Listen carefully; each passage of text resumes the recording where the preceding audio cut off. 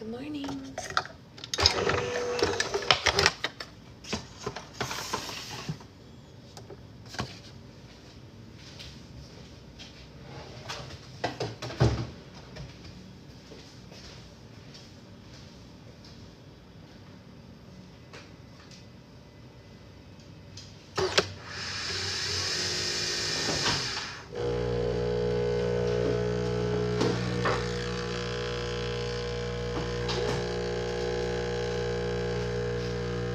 Good morning, everybody. We have a fully asleep baby as far as I can tell, so it's exciting.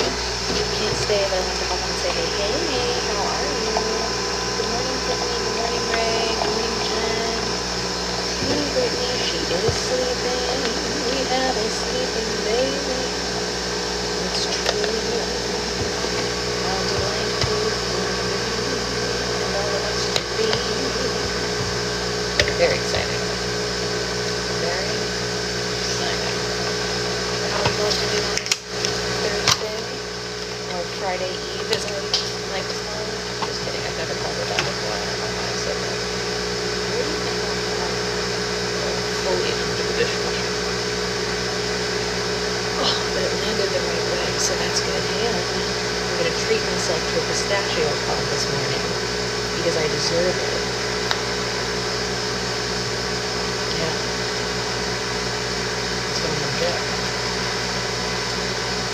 We are pretty good. We had a little bit of a rough night, but we're doing okay this morning. You know how it goes. Babies and such what. Babies and babies. I just saw a name scroll out that I didn't, oh dear, what kind of, do I even want to know? Do I even want to know? Today, we hopefully will get to read a lot because she seems to be very tired. So we'll see how this goes for all of us. I have Girl on Fire stuck in my head because of the video I just posted. Did you guys see that video? It's pretty cool, right? I think it was pretty cool. Oh dear, I don't want to see that either, Anya. No. Boo. Down with that. Down with that. Down. I like really cool usernames like &sandwich and like Angry Penguin and silly things like that. What's your guys' favorite username you've ever seen anyone have? There's some really funny ones, right? Like that are really cool. I don't know, when I see them I get like a little spark of joy from it when someone has a really funny username. Like, I know some people just use their names. Hey, Avery. Avery, I feel like we didn't see you yesterday. Am I wrong? Were you here and I just imagined that you weren't? Or were you not here and I'm correct? That video of Fire Sun. Yes, it was Fire Just Like the Sun. That's right. That's right. The reason the video was cut short was because I was holding the baby while I did it. You've got a friend who has a great one. Of course, I've forgotten it. I have a friend who has a great one. What is it? Who is it? I'm trying to think of what it might be. Yeah, Magma 2.0 came out real nice. Real nice. A punny name. Yeah, I like the punny names. I do too. I very much do. Punny, pun. No, I wasn't here. I got a new job and the hours are still all over the place. Oh, what's the new job? Are you allowed to tell us? No?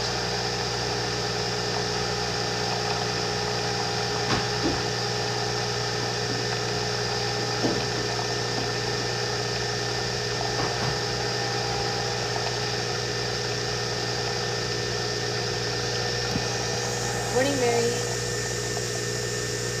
Morning, everybody. Good morning. We didn't really sleep, but we can pretend that we did.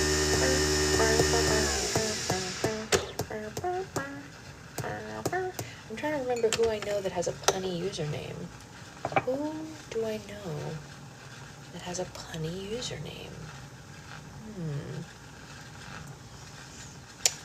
I mean, Arbitrary Canary used to, but she deleted that account. I guess that's not punny, it's just cool.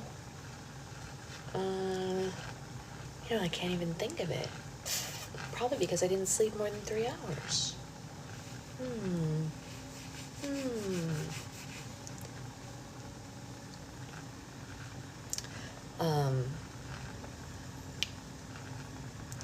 I'm a barista and I work at a locally owned coffee shop. That's amazing. I love it.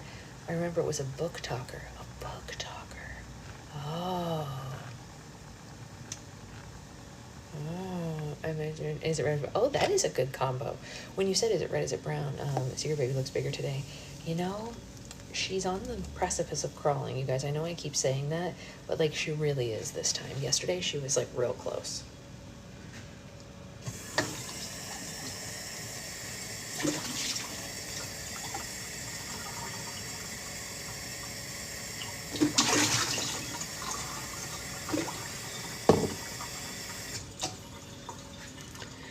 You sound like that's all I got to sleep. Yes, I do sound like that's all I got to sleep. It's true. It's all true. Yes. But you know what?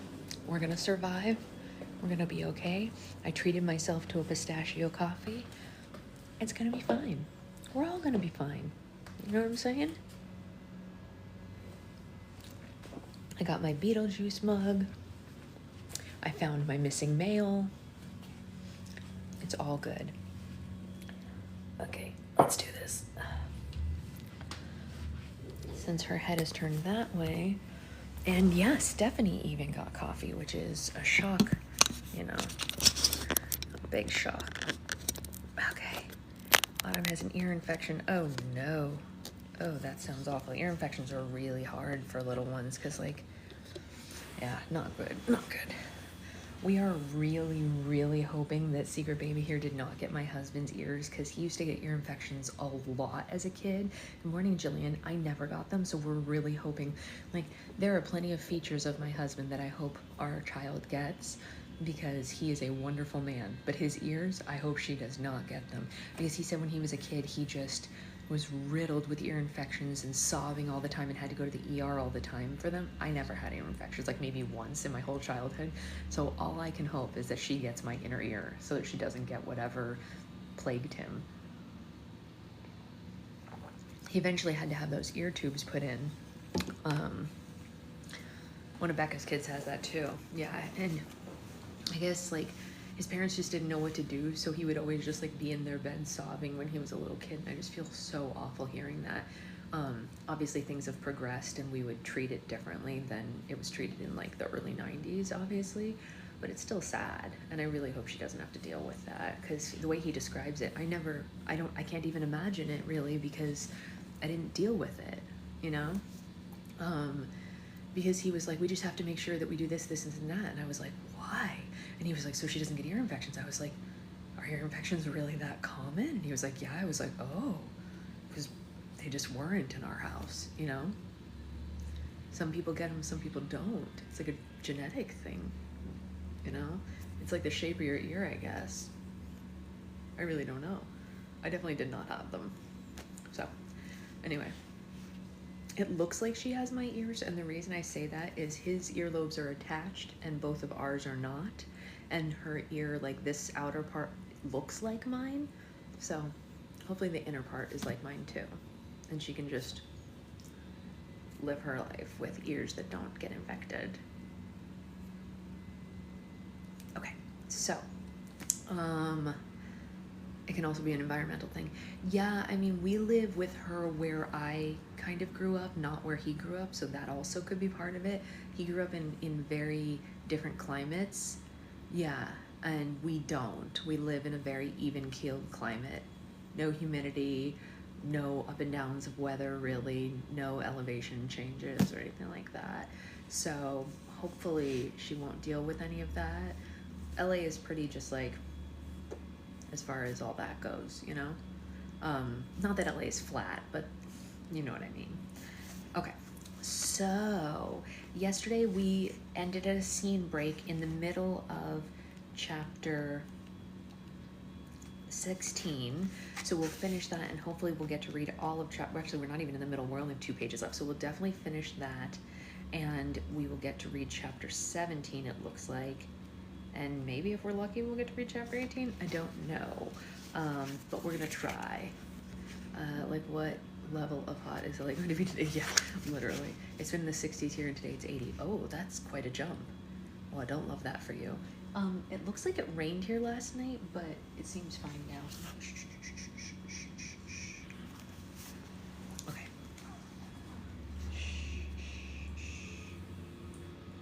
The twins packed all their things and met the others downstairs in the courtyard at midnight. Connor was too scared to be by himself, so he didn't let Alex out of his sight. He was afraid that if he was left alone, the ghost would pay him another visit. The flying ship had come a very long way from the sketches in the library. The enormous vessel filled the entire courtyard, made of woven pieces of wood, and it looked like a giant ship-shaped basket. The carpenters had the ship on its side, and they were attaching the balloon and sails to the top of it. "Oh, Granny, the balloon and sails look terrific," Red said, and she was right. Although it was deflated, the twins couldn't deny that Granny and the little old woman had stitched together an impressively durable balloon. In fact, the balloon looked sturdier than the ship itself. "Oh, thank you, sweetheart," Granny said. "We're so honored to just be a part of it." "Who's a tart?" the old woman asked. And once the carpenters were finished attaching the balloon and the sails, they ignited a large lamp-like object in the center of the ship. Carefully, with Jack's command, the balloon and the sails were filled with hot air, and the ship was put upright. Red definitely grows on you. Goldilocks dragged the chest that she had filled with supplies onto the ship, and once she climbed aboard, she was surprised to discover that the entire deck had been filled with dozens and dozens of other chests and trunks. "What is all this?" Goldilocks called down. "Those are Queen Red's supplies," the third little pig said.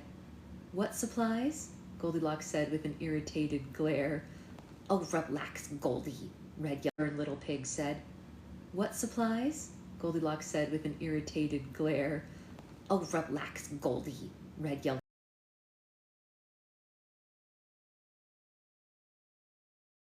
Spam call. Trying to interrupt book club? You gotta be kidding me. We're not having spam calls at this hour. "Oh, relax, Goldie," Red yelled up. "I wasn't sure how long we'd be gone for, so I made sure to bring plenty of wardrobe options." Goldilocks visibly bit back her frustration and made sure everything was properly tied down for their launch. Froggy hadn't brought anything onto the ship except for a tall stack of his favorite library books. "Just something to pass the time, you know," Froggy said. "Everyone's welcome to share them if you like." It was getting later and anticipation was rising. The twins and Jack joined Froggy and Goldilocks aboard the ship. "Where's Red?" Jack asked after doing a head count. Just a second," Red said. She'd quickly run back to her chambers to change for the third time that night. She wanted her outfit to be perfect for the maiden voyage. A basket hung from her arm like a purse, and she pulled out a fancy bottle of champagne from inside of it. Red cleared her throat. "Ahem. I would like to make an announcement," she said. "Would you mind?" Before he could agree to it, Red stepped on top of the third little pig so she could get a nicer view of all the carpenters in the room. "Make it quick, Red. We have to be as far away from here as possible by sunrise," Goldilocks called down to her, and Red waved her off like she was a hovering insect. "I wanted to thank all the men, women, and pigs alike for working tirelessly around the clock to build this ship. You have made your kingdom and your queen very proud. It is an honor to be among citizens of your courage, strength, bravery, and spirit," Red said, and the courtyard erupted in applause. "It wouldn't be a proper launch without a proper christening," she went on. And she raised the bottle. "I would like to dedicate this ship in the name of my grandmother. May it forever be known as the HMS Granny." She smacked the bottle on the side of the ship, and it burst into a fizzy explosion. Granny smiled, touched by her granddaughter's dedication. Red wiped her hand on the third little pig. "Now, can someone clean us up, please?" she ordered, and then she finally boarded the ship. "Everyone brace yourselves for takeoff," Jack shouted, and he pulled a lever near the flame and grew 4 times the size. Goldilocks and the twins gripped the banister. Froggy took hold of a large steering wheel. He gulped, his thin frog legs trembling, but he was ready. The granny, as Red had just declared it, smoothly rose higher and higher through the courtyard. The carpenters cheered from below. The twins held their breath, hoping nothing would go wrong as their first ascent. Within moments, they were rising past the tops of the castle's highest towers and into the open night sky. "We did it! We actually did it!" the twins shouted. "We're flying! We are flying!" It was so peaceful and serene. A cool night breeze blew past them as the Red Riding Hood kingdom grew smaller and smaller in the distance. Froggy delicately turned the steering wheel, and the sails positioned the ship in a northern direction. The twins couldn't fight off proud smiles they shared with the others. Their vision had become a reality, and their flight had officially begun. Dun dun dun! Chapter 17 is called The Snow Queen. But I need a sip of coffee first to survive the Snow Queen.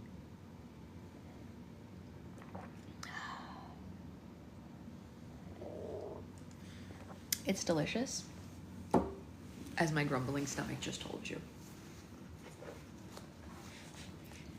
Chapter 17, The Snow Queen. The granny sailed steadily through the night sky. They'd been flying for a few hours now, and in the initial excitement had worn off and been replaced with anticipation for the journey ahead. They were flying somewhere above the northern kingdom, and the snowy northern mountains came into view along the horizon. The farther north they traveled, the colder it became. The twins were so thankful that Red had given them fur coats to wear, despite whom the fur used to belong to. Froggy was still clutching the steering wheel. He looked like a little boy, too excited to let go. Red leaned on the banister facing west. She kept looking over her shoulder as if to ask someone a question. "Are you all right, my love?" Froggy asked her. "Oh, yes, darling, I'll be fine," Red said. "I just keep thinking of things for my handmaiden to do for me, and then I forget she's not here. I forgot what it's like to go without the help." Jack and Goldilocks were seated near the front of the ship. Goldilocks sharpened her sword, and Jack sharpened his axe as the twins joined them. "So, what can you tell us about the Snow Queen?" Connor said. "Like on a scale of kitten to tiger, what kind of danger are we talking here?" "It's really hard to say," Jack said. "The Snow Queen's been out of the public eye for so long. No one's even seen her in, well, decades." "Really?" Alex asked, always eager for a good story. "I'm not even familiar with her." Jack went into a full-throttle storytelling mode, dramatically retelling the events that made the Snow Queen a household name. Many, many years ago, the Snow Queen was just a weather witch from deep inside the mountains. She befriended the king of the northern kingdom by granting him wishes and gained his trust by giving him prophecies about the kingdom. The king made her his royal advisor, but she was evil and secretly plotted to take over the kingdom for herself. Eventually, she overthrew the king and imprisoned the entire kingdom in an everlasting winter. All the trees and plants and most of the animals, well, some of the people died too, not able to survive the cold, Jack said. "So what happened?" Connor asked. Wise Prince White, Snow White's grandfather, rallied up an army to overthrow the Snow Queen, Jack said. They took back their kingdom. They banished the evil Snow Queen to live the rest of her days in the northern mountain. "Whatever became of her?" Alex asked. "Some people said that she started an army of snowmen and is waiting for the right time to unleash them. Others say she was so distraught after losing her kingdom that she cried her eyes out until they froze and melted away. Nothing is certain, because no one ever saw her again. But her icy wrath still sends chills down people's spine whenever her name is mentioned," Jack said. "So how do people know she's even alive?" Alex asked. "Oh, she's alive. Believe me," Goldilocks said. "The Snow Queen sends vengeful blizzards throughout the kingdoms whenever she's particularly angry, just to let people know she's still around." Alex and Connor gulped at the same time. "So, this scepter of hers that we need," Connor said, "I'm just guessing all we gotta do is steal it, right? She's not gonna, hand it over willingly or anything." And in response, Jack and Goldilocks simply continued sharpening their weapons. "Speaking of cold," Goldilocks said, and she gestured to Red, who had been staring at the four of them for some time, and Red turned quickly away, embarrassed to be caught looking.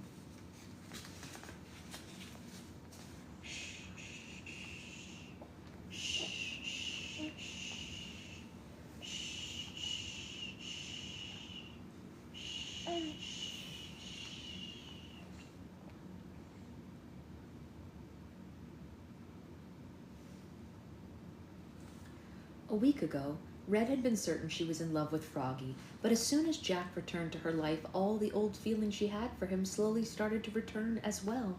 She tried to fight them off, telling herself it was just her mind playing tricks on her heart, but tonight, as she watched him tell the twins about the Snow Queen, she could not deny that the feelings had definitely resurfaced.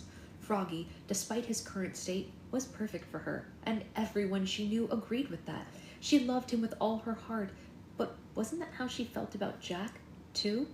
Could she be in love with two people at once, or worse, could she be in love with one of them and in denial how she felt about the other? But which was which? What would it take for her to be certain? All this thinking gave Red a headache. It looks like things are about to get... Sorry, nope, wrong. Rewind. It looks like things are about to get bumpy for us, Froggy said to Red. Excuse me? Red said in shock, terrified, thinking he could read her mind. Froggy cleared his throat to get Jack and Goldilocks' attention. I don't mean to put a damper on the night, but I do believe we might be headed to a certain death unless we do something about it. Everyone shot a look to the front of the ship. The Granny was headed straight into the sharp and snowy peaks of the northern mountain, and unless they gained altitude quickly, they indeed were going to crash. Red sighed to herself, relieved that Froggy hadn't been referring to her thoughts, but her relief turned to a series of screams as she realized what indeed was happening. Jack leapt up and pulled on the lever by the flame. The flame grew, and the Granny rose, but not high enough. The mountain peaks were getting closer, certain to rip a hole right through the ship. Jack pulled on the lever as hard as he could, but the flame was as big as it was going to get. The Granny wasn't going to go any higher. Oh no, Alex said. Hey, what are we going to do? Connor asked, and Goldilocks looked around the deck. She ran over to the trunk and chests that Red had insisted on bringing and sliced through the ropes that held them down with her sword. One by one, Goldilocks began chucking the chests and trunks overboard. What are you doing? Are you actually crazy? Red said, and she ran over to her beloved items and threw herself on top of them. Don't tempt me to throw you overboard, too, Goldilocks said. These are my things. You can't just toss them overboard. I need them, Red yelled, and they both grabbed onto the handles of a chest, playing tug-of-war with it. Goldilocks managed to get it over the edge of the ship, but Red would not let go. Red, you need to listen to me, Goldilocks said, looking her directly in the eye. You've got too much baggage. You need to let it go, or we'll crash. Red froze. Had Goldilocks heard her thoughts moments before? Had she been thinking aloud and not even realized it? Red, we can't go on with all of this weighing us down. Do you understand what I'm saying? Goldilocks pleaded with her. I have to let go? Red said to herself. I have to let go. She looked up at Jack and down to the chest, and then back to Jack, and slowly let the chest slip out of her grasp and fall to the earth below. She watched it until she couldn't see it anymore. Goldilocks wasted no time, eagerly, well, almost too eagerly, beginning to hoist all of Red's trunks and chests over the side of the ship.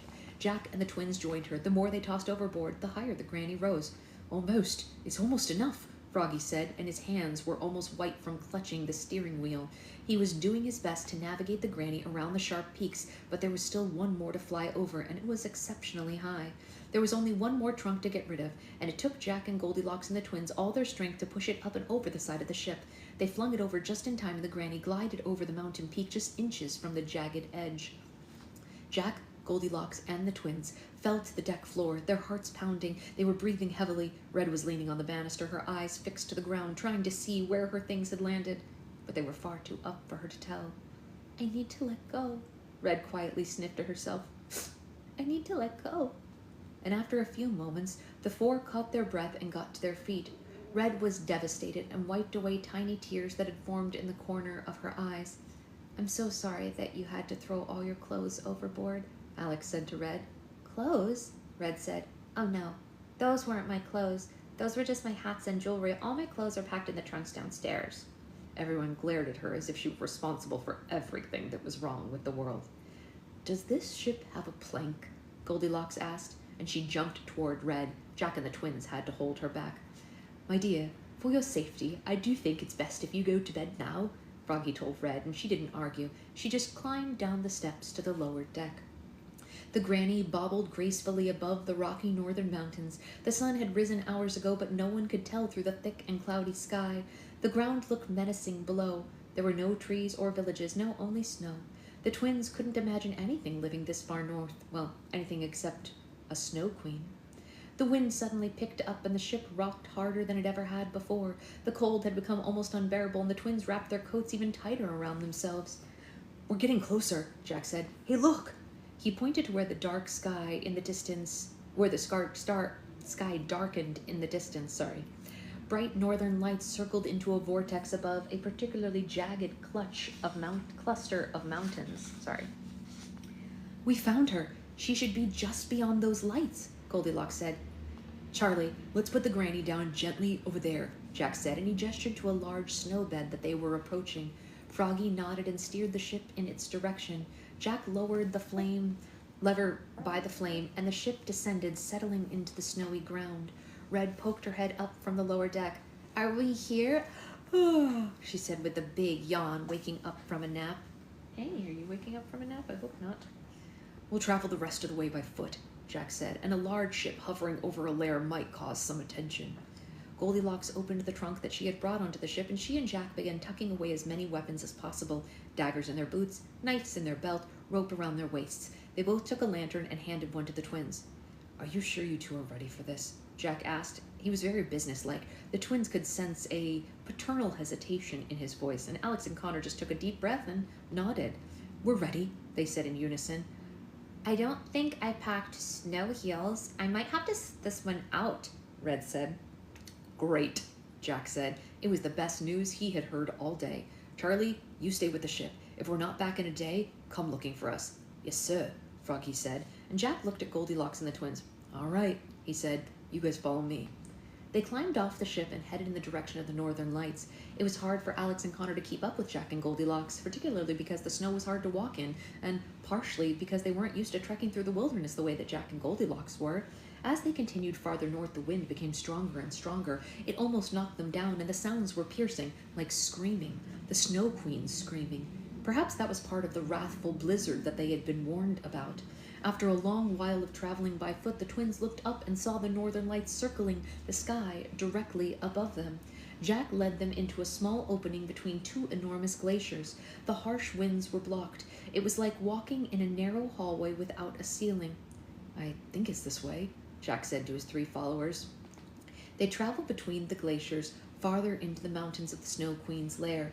The opening between the glaciers zigzagged through the mountain like an icy labyrinth, twisting and turning every few feet. Alex and Connor couldn't tell which direction they were walking in anymore. They were afraid that they would get lost, but they saw Goldilocks scraping the glacier wall with a dagger as they traveled. She was marking the way to get back out. They started to hear voices echoing through the glacier maze. Jack gestured for them to be as quiet as possible as they walked farther. The group found themselves entering a large crater in the middle of the mountains. A frozen river circled the bottom like a snowy floor, and a frozen waterfall spilled from the inside of the mountain below. There were several pillars of ice surrounding the frozen river. Everything was so white that it was hard to make out what they were seeing at first, but as her eyes began to focus, Alex had to stifle a scream. At the base of the frozen waterfall, the ice flowed into a gigantic chair on which the Snow Queen herself was sitting. They were on the edge of an icy throne room. Upon seeing her, Jack and Goldilocks dove behind one of the ice pillars, and the twins hid behind another.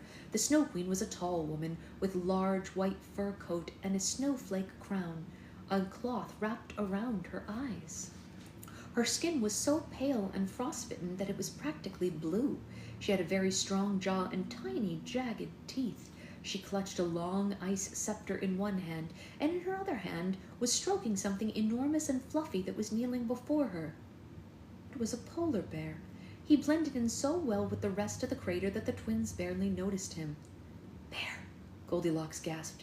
It was the first time twins had ever seen her afraid of anything. "You're afraid of bears?" Alex whispered to her, and Goldilocks nodded, but her eyes never left the polar bear. "Ever since I was a girl and I went inside the Three Bears' house by mistake," she said. The polar bear gently caressed the Snow Queen's hand, a faithful and obedient servant. "How many people are there outside?" the Snow Queen asked him hoarsely. One of the rumors that Jack had told the twins was definitely true. She was blind. "Thousands and thousands have come today, Your Majesty," the polar bear said in a deep and growling voice. "What have they come for?" the queen asked. They've come to bow and grovel at your feet and witness your beauty, the polar bear said, and a snide smile came to the Snow Queen's face. A slow, rattling laugh came from deep within her. Do I still control all the neighboring kingdoms? The Snow Queen asked. All of them, your majesty, the bear said. The whole world is covered in your snowy wrath, just as it was before. The Snow Queen's smile then grew wider. What gifts does my army have for me today? She asked. I'll call for them, your majesty, he said, and the polar bear let out a booming growl. A few moments later, another polar bear appeared. He carried 2 long poles and several pairs of boots tied to them. He raised the poles and lowered them to the ground as he walked, giving the Snow Queen the illusion of dozens of soldiers marching into the crater. My faithful army has returned, the pleased Snow Queen said. What have you brought me this time? Jewels, my queen, the second polar bear said. He set the poles aside and carefully dropped the handful of average rocks into her hand. Rubies, diamonds, sapphires, all your majesty's favorites. The Snow Queen gasped. These are the biggest jewels I have ever held. Aye. You have made your queen very proud. The polar bears looked to each other, relieved to have pulled off yet another hoax. The second polar bear retrieved the poles and walked behind the waterfall, marching the boots along with him. Are you waking up or are you staying asleep? What's it going to be, my darling? What's it going to be? Everything she believes is a lie, Connor whispered to his sister. I wonder how long these polar bears have been fooling her for, Alex whispered back. Psst, Jack said, getting the twins' attention. I'm going to distract the bear. The 3... That's enough for you? You want to go to your mat? The 3 of you get the scepter, and they all nodded at Jack. Okay, we're gonna move to the other area, but we'll get you guys in a second. Okay. Okay, you wanna put on your mat? Is it playtime? Yeah. Do you wanna have some playtime? 1, 2, 3. 1, 2, 3. 1, 2, 3. Okay. Mommy's just getting her coffee, and our friends get to go on a Tower of Terror ride. How exciting for them. Wow. Wow. So fun for them. So fun for you. You get to play with all your toys.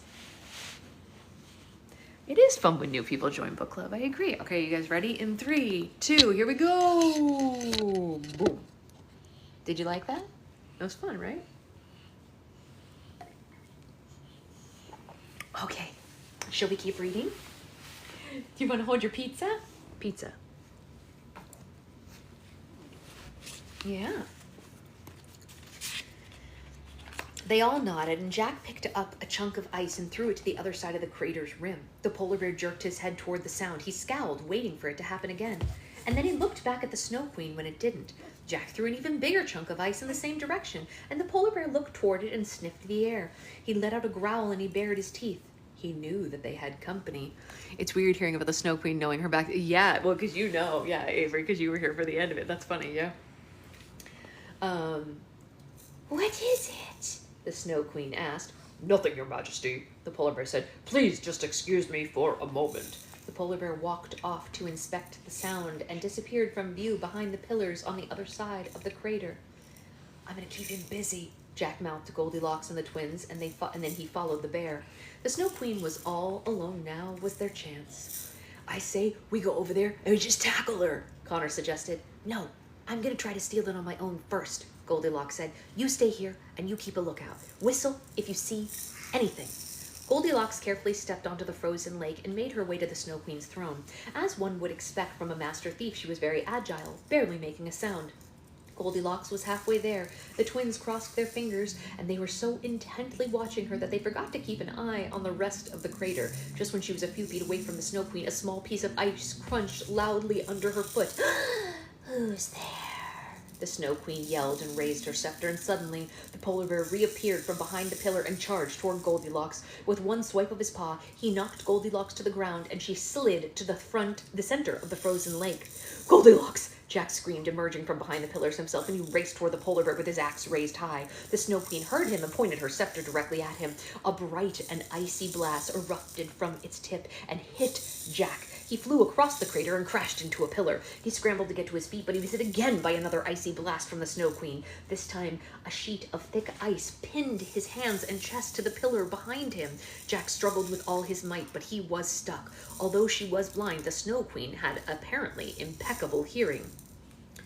Who dares disturb my palace? The Snow Queen demanded, and Goldilocks was hyperventilating on the ground. She was terrified of the polar bear before her. The Snow Queen glided toward her. "Leave her alone!" Jack yelled from across the crater, desperately struggling to free himself. The Snow Queen raised her scepter in Goldilocks' direction, but just then, a giant snowball came out of nowhere, and it hit the Snow Queen in the face. "Hey, abominable snow woman, over here!" Connor yelled at her, and the Snow Queen let out a furious moan. The twins could see her breath cold in the air. The polar bear roared and lunged toward them, but the Snow Queen stopped him. No, you stay here, she ordered.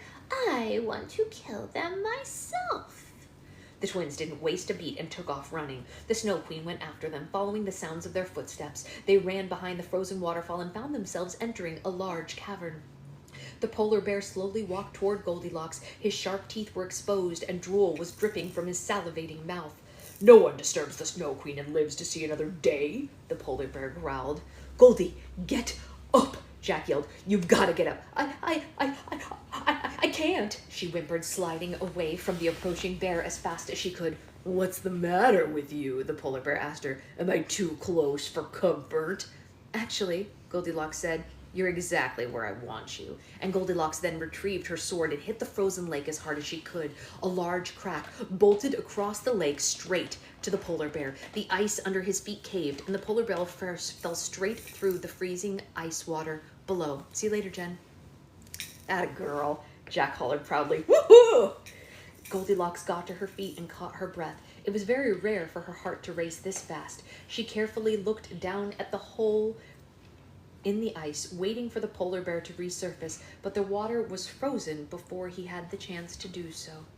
Goldilocks ran over to Jack. She reached into her boot and pulled out a few matches, struck them against her belt, and held the small flame against the ice, trapping him. "We have to hurry," Goldilocks said. "The twins are in trouble."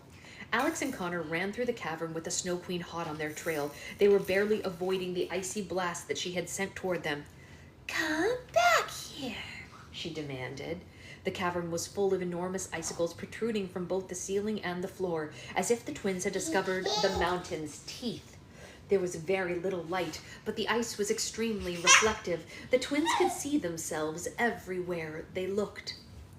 As if the situation couldn't get worse, the twins ran smack into the second polar bear.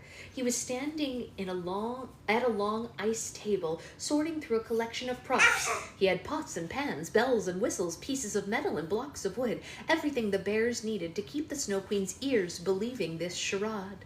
The polar bears sneered down at the twins as they bolted in opposite direction. Oh.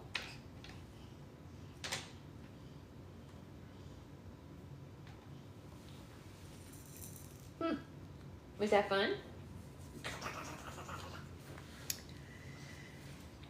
How dare you intrude on my palace? The Snow Queen screamed, blasting icicles into pieces near the twins. "You're not in a palace. The bears have been lying to you," Alex shouted back. "You live in the mountains? You haven't conquered anything," Connor added. "They're liars, my queen," the polar bear proclaimed. "We would never do something like that to you. To your left, my queen." The Snow Queen pointed her scepter to their left, and an icy beam hit the icicle directly to the twins' left. Thankfully, the polar bear had mistaken their reflection for the real twins. "To your right, my queen," the polar bear shouted, acting as her eyes. The Snow Queen blasted away the icicle directly to the twins' right, missing them by mere inches. "Connor, I hate to say this, but I think it might be smart to split up," Connor said, finishing his sister's sentence, and they separated and ran off in different directions. It looked like there were dozens of Alexes and Connors running through the cavern now. Ahead of you, my queen, the polar bear shouted, and the Snow Queen followed his instructions and fired icy blasts in every direction that he told her to. To your right, behind you, to your left, to your front, behind you again, to your side, the polar bear instructed, and Alex and Connor were running in circles around them. The Snow Queen was going to blast the entire cavern away if she wasn't careful. The Snow Queen shot a blast strong to her left, and the cavern then went silent. Well, The Snow Queen grunted. where are they? Alex and Connor looked back, and the polar bear was frozen in a block of ice. In her attempt to shoot them, the Snow Queen had hit him. Uh-oh. Oh, honey. Oh. Oh. We have a little bit of spit up. It's okay, sweetheart. It happens. It happens to everybody. It's okay. It's okay, honey. Yeah, it's okay. Mommy will clean it up. Here you go. Look at Mommy. Face your face. Look at Mommy. You're doing all right. It's just a little bit of spit up. It's okay. Since we're here, I'll take a sip of coffee.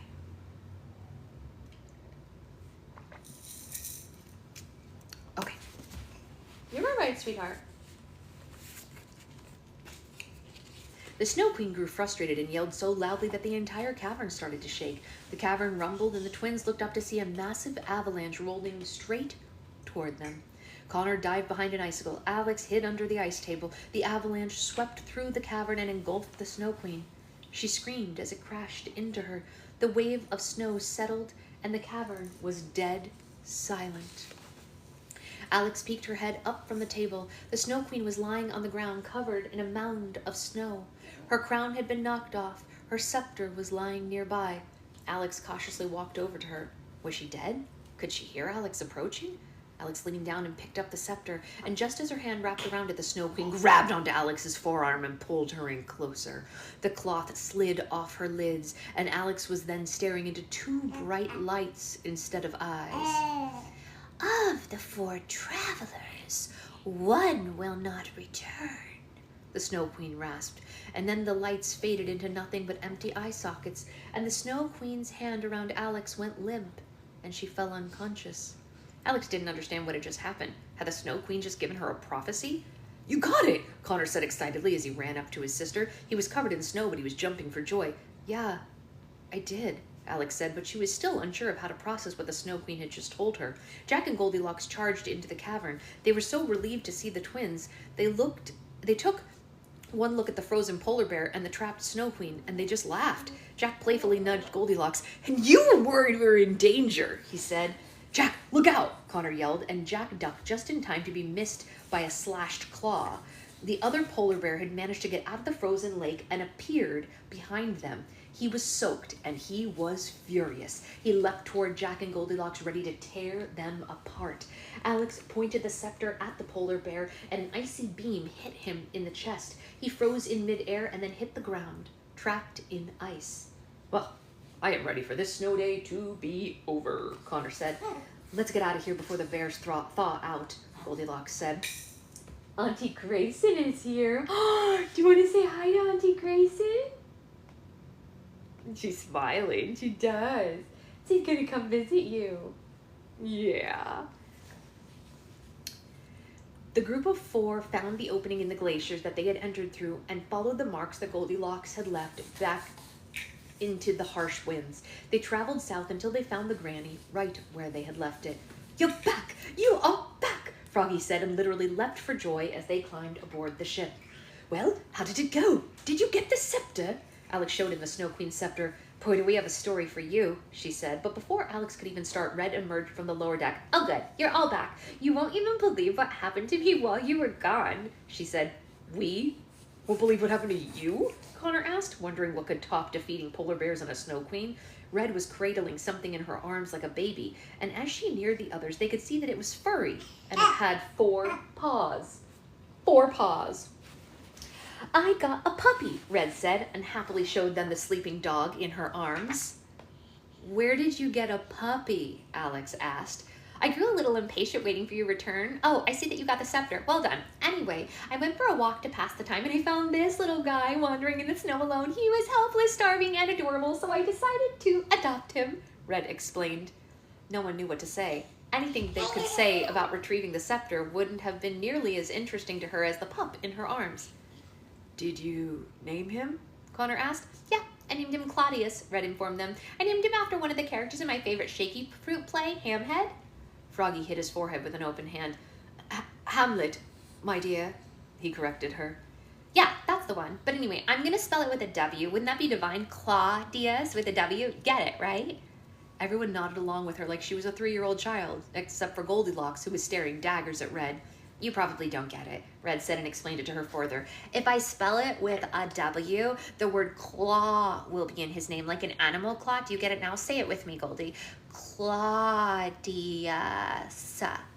Goldilocks looked down at the small dog and then back up at Red with a continued smile.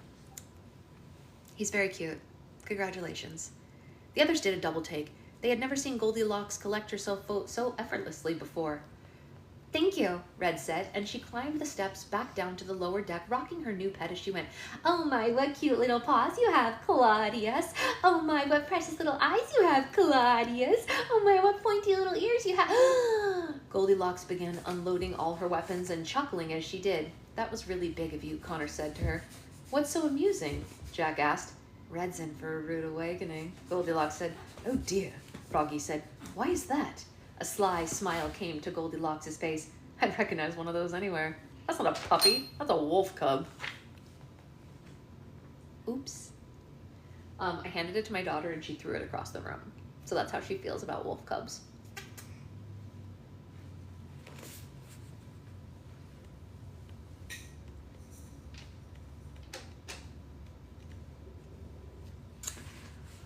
Well then. The next chapter looks kind of long, but she is in a good mood right now. So I say we charge forward and we try to read a little bit of it. Like maybe we'll only get part of the way into the chapter, but like kind of who cares, right? She's a very opinionated baby. It's very true. Yes, she is. I mean, like we can read part of it, right? It's fine.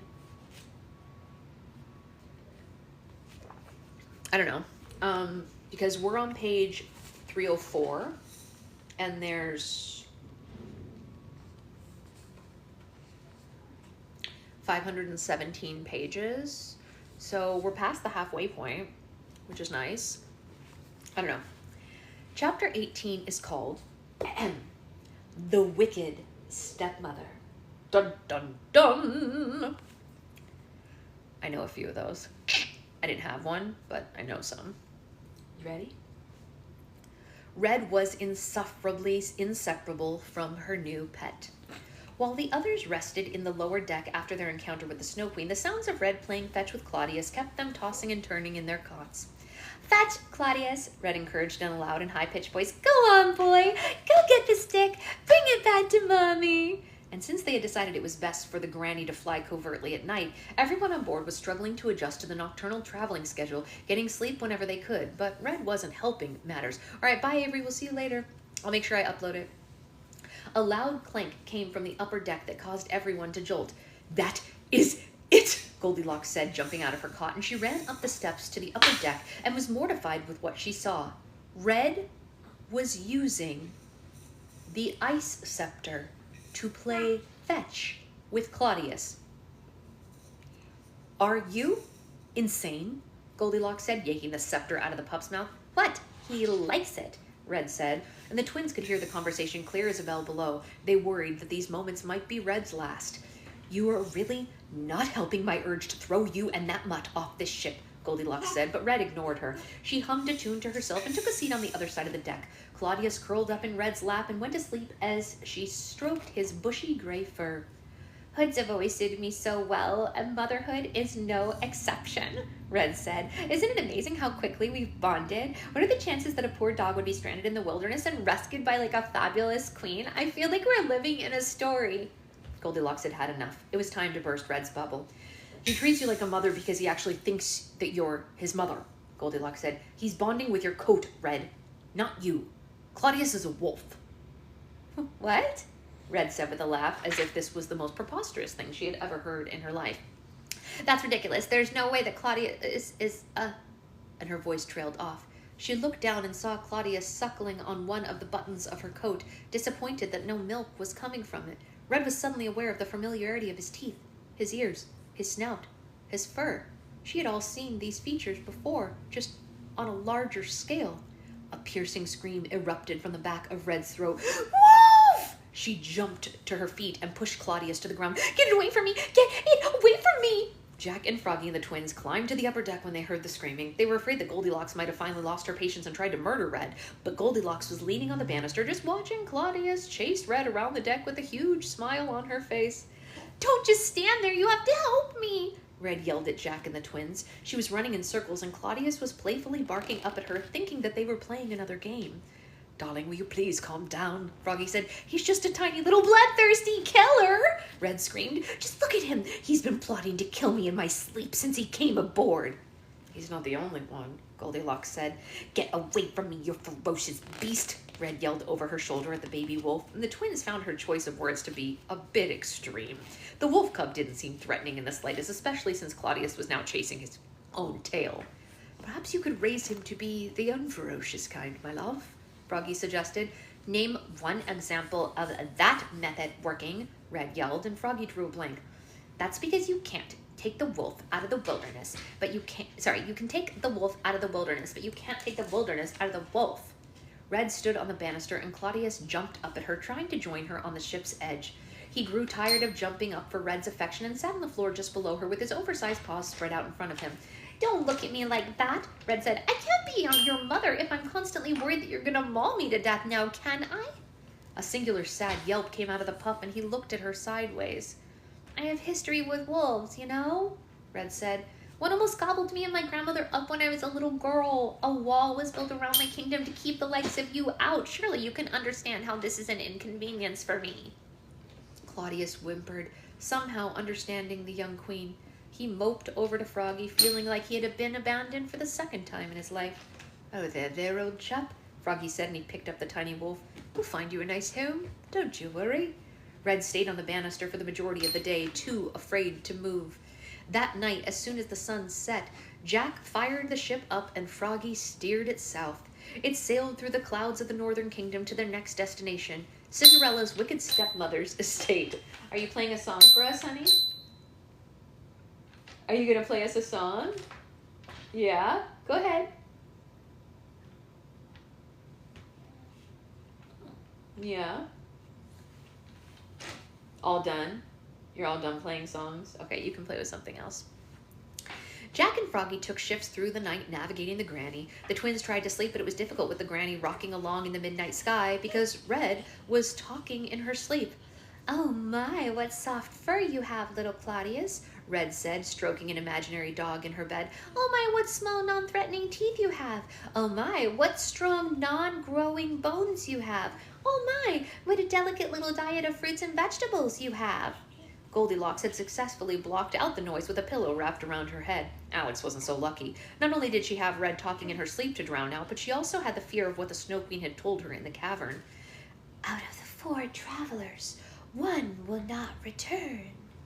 What did that mean anyway? Was she referring to the twins Jack and Goldilocks? Was she telling Alex that one of them was going to die? Had she actually made a true prophecy, or was she just trying to get into Alex's head? Alex wondered if anyone had literally worried themselves to death before, because if not, she was probably going to be the first one.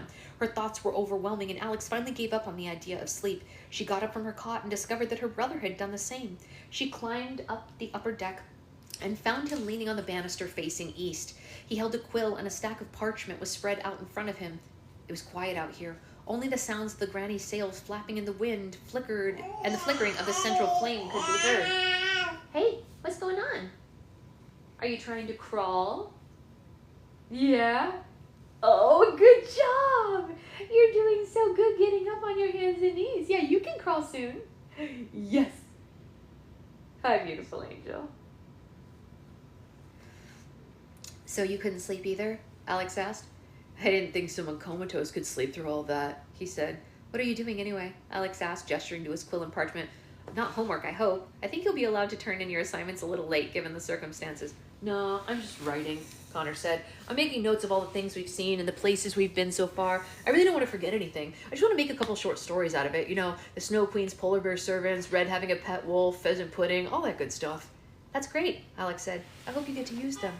Alex said that without thinking. Connor stopped writing and took a deep breath. Alex, we're gonna save Mom, he said firmly, and Alex didn't know what to say. Yeah, I hope so. No, I need to hear you say it. We won't be able to do this unless we both believe it. Alex found the confidence in her brother's eyes contagious. Yeah, we're going to save Mom, Alex said, this time fully believing it. Connor smiled at her. Good, he said. Thanks for that.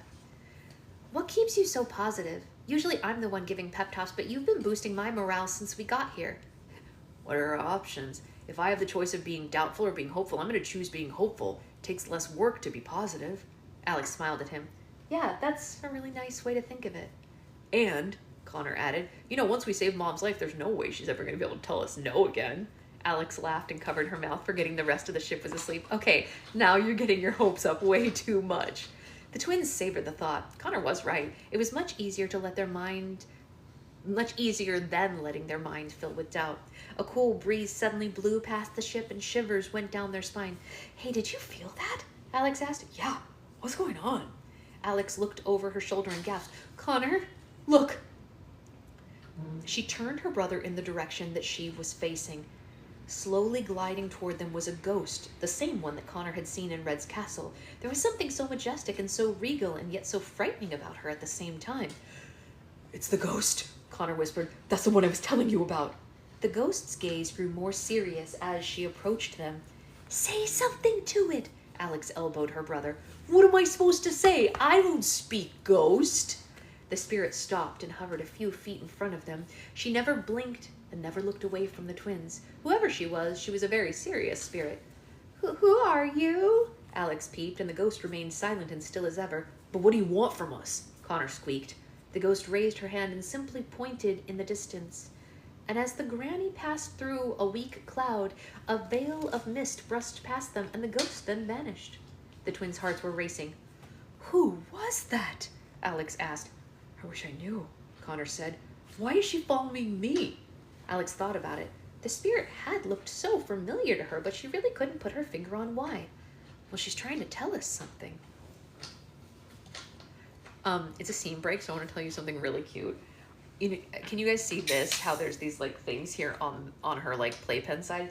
Over there's like one of those like maze things where you have to make the little character like follow along something. She's got little bears that have to go from the forest to the castle, and she's trying to make it go along the maze. It's very difficult when you're only 7 months old, but she's trying really hard, and it's very cute. It's kept her complete attention this whole time. Since she stopped playing the little piano, that's all she's been doing is trying to get this little bear along its little thing.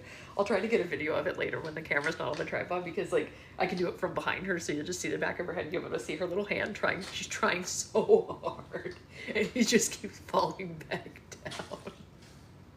She's determined though. I'll give her that. It's very cute. The granny settled into the countryside of the charming kingdom just before sunup. Luckily, only a few grazing cows witnessed the large ship descending from the sky, and they weren't in the least bit interested in them. The twins kept the second ghost sighting to themselves, not wanting to cause any further worry. All right, so what's our plan? Connor asked the others. How are we going to discover and steal the stepmother's most prized possession? Goldilocks and Jack looked to each other, and they both shrugged. Froggy stepped forward, and he cleared his throat with a small croak. If I may, I believe I'll be quite useful at organizing this scheme. I am from the charming kingdom after all, he said. By all means, Alex said, and gestured for the frog to take the floor. The stepmother, Froggy declared with a finger raised, as if he was giving a history lesson, has always been obsessed with titles and social status. Remember how desperately she wanted her daughter to marry my brother? Well, if we want to get into her home and discover what her most prized possession is, we'll have to do it in a very formal manner, and I think I know just how to do it. Froggy turned to Red. Me? She asked. What do I have to do with any of this? Well, you're a queen, my dear, Froggy said. The stepmother would never resist the chance to have a royal in her home. Red rolled her eyes and folded her arms. Oh, now I'm a queen? Now you want to respect my rank? She said. Yes, precisely, Froggy said. You go to her home, you request a sitting with her, have a look around and pocket whatever you see that she values the most. Request a sitting for what? Red asked. What could I possibly need to talk to her about? Connor was quick to come up with an answer.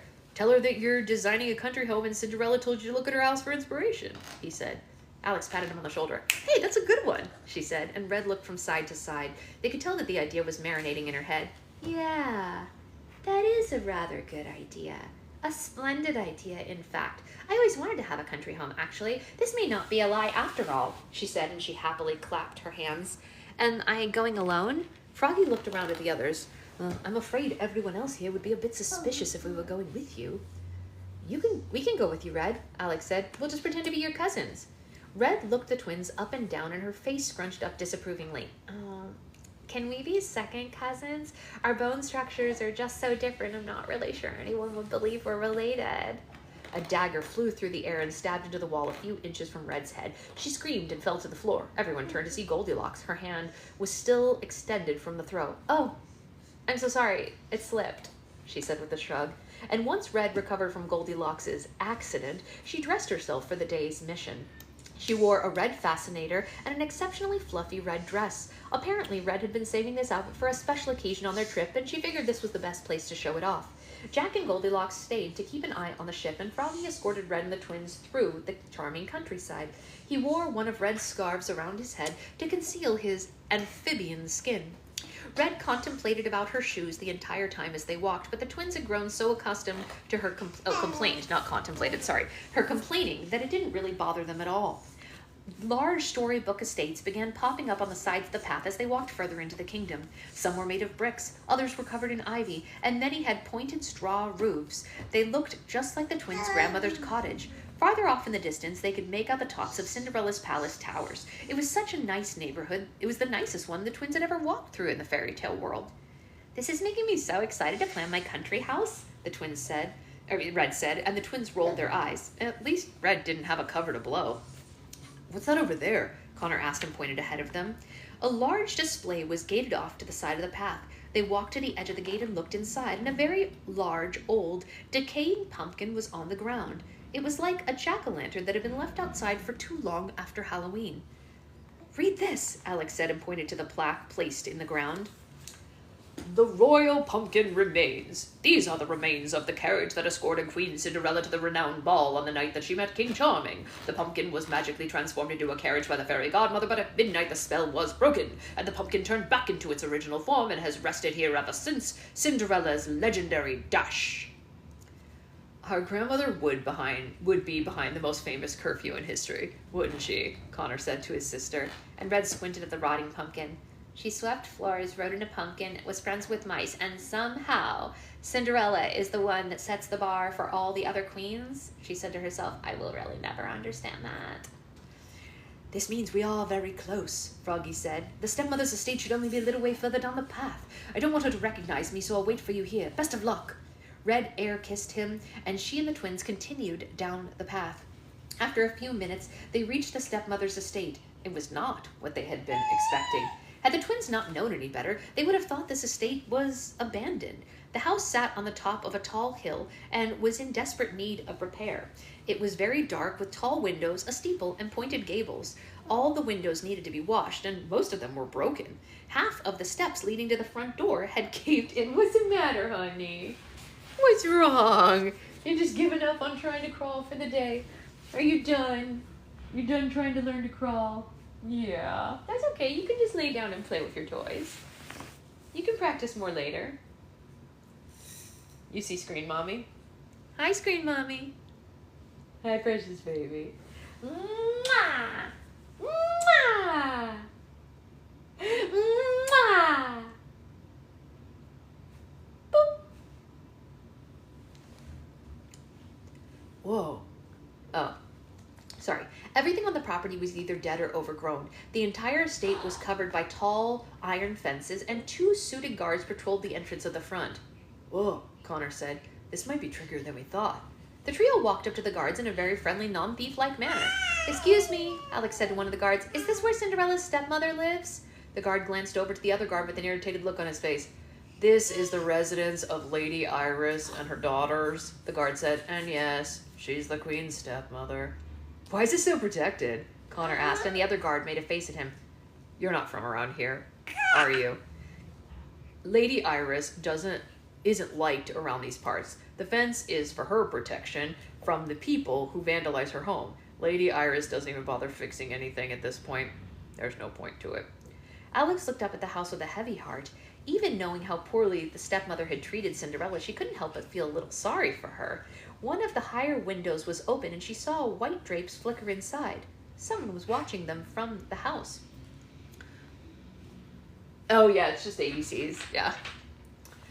Can we meet her? Alex asked.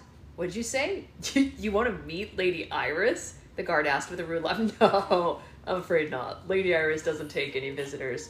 Yeah, run along back to wherever it is you came from, the other guard said, and Connor nudged Red. This was her cue. She cleared her throat and looked up at them with large, bright eyes. Gentlemen, I know it's hard to recognize me without my proper hood over my shoulders, but I will give you another chance before I grow weary, Red said with a haughty smile. The guards said nothing. They didn't recognize her at all. Red became frustrated and her cheeks turned pink. I am Queen Red Riding Hood of the Red Riding Hood Kingdom, she said. Yeah? What about pizza? You want your pizza toy? Pizza. Pizza. Pizza, pizza. You will never know pizza because you weren't alive for that.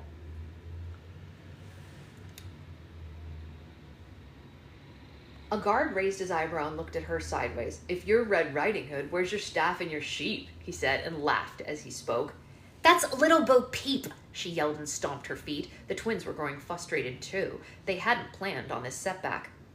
Let them in, a frail voice from the high window in the house said. The guards were surprised by the command. Clearly this had never happened before. All right, the lady says you can go inside, the guard said, and he opened the screechy gate behind him, and Red and the twins went through it. They carefully walked up the front steps, and Connor knocked with an enormous spade-shaped knocker. They heard frantic whispers and hurried footsteps inside.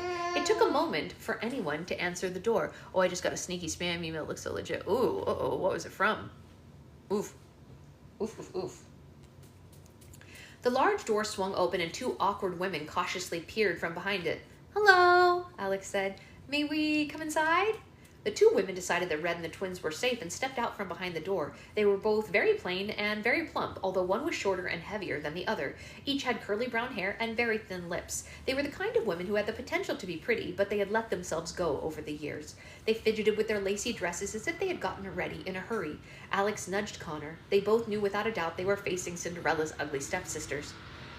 Please come in, the taller of the two said with an overdramatic gesture, and the twins in red took a step inside the house's entrance hall. A large staircase curved up and above them. The entire house was an absolute mess. The floors were dirty, the windows were dusty, and a foul odor lingered in the air. The twins wondered if Cinderella had been the last person to even clean this place. Forgive the mess, the shorter of the two said. We weren't expecting company. Shocking, Red said under her breath. No worries, Alex said. It's just very, lived in. A loud creak came from above them. Girls, girls, girls, don't be rude, a voice said. Introduce yourselves. Red and the twins looked up to see the infamous wicked stepmother herself standing at the top of the stairs. She was very thin and her hair was graying and done up in an oppressively high bun. Her makeup was splotchy and smeared as if she had freshened herself in a rush. She held a cane as she wobbled down the stairs. Welcome to my home. I'm Lady Iris, and these are my daughters, Petunia and Rosemary, she said, and the taller one curtsied and the shorter one followed. The stairs creaked so loudly beneath her that it was hard to hear what she was saying. Hello, Lady Iris, Red said. I am Queen Red Riding Hood, and these are my second cousins, Hamlet and Ophelia. The twins cringed at the sound of their aliases. Pleasure, Connor said, and gave Red a dirty look. The stepmother nodded cordially, but her eyes held many questions. Yes, I recognize you from Princess Hope's first birthday celebration at the palace, Lady Iris said. Oh, yes, of course, Red said, surprised to share the memory. I remember meeting you there as well. We didn't stay very long, Lady Iris explained. It's hard leaving home when people boo and hiss at you wherever you go. She laughed, even though no one else found it funny. Won't you please join us in the sitting room, Your Majesty? Red and the twins followed the stepmother and her daughters into the next room. The stepsisters tried picking up the house as they went, but there was so much clutter the twins didn't even see why they were bothering. The sitting room had blue walls and white seats. It would have looked like a bright blue sky had it not been covered in a thick layer of grime as it was. Well, it just resembled an overcast day. They sat down and dust filled the air. Connor coughed, tried to hide it as best he could.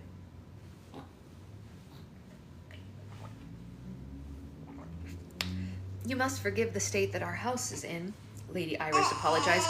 My girls and I are useless when it comes to housework, and finding help is hard when you have history like ours. I'd imagine so, Connor said. So what brings you to our humble abode, Your Majesty? Lady Iris asked, and Red had no idea where to start. Saying that she wanted to build a country home that resembled the one that they sat in would be an obvious lie. Well, I, Red said. Ophelia, why don't you explain why we're here? Red and Connor turned to Alex, completely putting her in the hot seat. Alex looked up at the stepmother with a lie forming in her head, but she was distracted by several paintings of animals that lined the wall. What beautiful paintings you have, Alex said, changing the subject. Whose work are they? Petunia's mouth fell open. She wasn't used to being complimented. I painted those, she said with large and excited eyes. Yes, Petunia is quite a gifted painter, Lady Iris bragged. She does animal portraits mostly, but she's been working on landscapes too. Her voice was smooth and dreamy, as if she were a saleswoman. Hey, why are we screechy? Hi. Hi, beautiful angel. Hi. Hi. Hi. Are you all done? Are you all done? You did a really good job, though. We got really far. We read a lot today, huh? I think so. I think she did a good job, huh? Do we do a good job? Yay! Can you say yay, big girl?